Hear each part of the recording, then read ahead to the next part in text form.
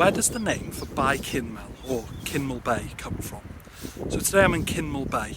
It's right on the border on the north coast between Conwy and Denbighshire counties. The name comes from Bae, which is a borrowing from Middle English actually, and means bay, and then Kinmel, which is a person's name. Now who exactly Kinmel is, nobody really knows, but he was probably a noble of some kind. And his name is made of two parts, kin, which means former, and mile, which means a prince or a chief. So literally it means Kinmel's Bay.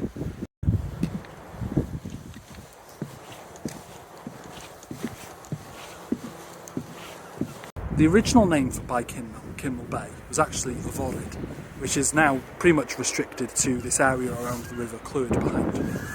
The name is made of three parts. We have which means the, and then we have the word morrid, which can be broken into two bits. Mor, which means sea, and rhyd, which means ford or crossing point, but together means an estuary. Now, because the word morrid is a feminine noun, it soft mutates after the word meaning the. So it's not morrid, but yforydd. Anyway, deal. Subscribe for more. Check out the link in my bio if you want to support me. Have a good one.